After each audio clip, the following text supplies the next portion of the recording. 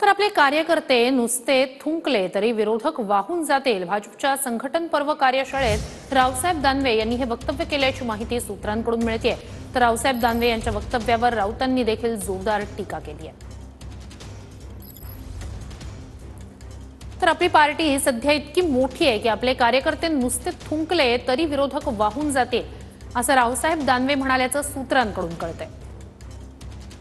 संदर्भामध्ये सुद्धा भावना व्यक्त करत असतानाच त्यामध्ये कुठल्याही पद्धतीची अवमानकारक काही टिप्पणी होणार नाही याची दक्षता राजकीय नेत्यांनी घेण्याची आवश्यकता आहे. तुम्ही थुंका, तुमच्यावर पण जनता तुम्ही पराभूत झाला ते लक्षात ठेवा. जनता तुमच्यावर थुंकली आणि त्या थुंकीतच तुमचा पराभव झाला आणि वाहून गेला.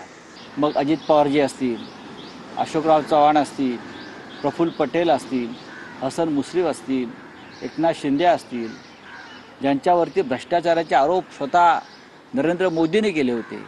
मग थुंकलेलं चाटताय कशाला? मग थुंकलेलं चाटण्याची ही परंपरा काय तुम्ही नवीन आणली? काय यांचं ऐकताय तुम्ही? बदमाश लोक आहेत. नाही ठीक आहे, बाकी कोण वाहते माहित नाही, पण आमच्यासारख्या वाहू नये एवढी काळजी घेतली पाहिजे.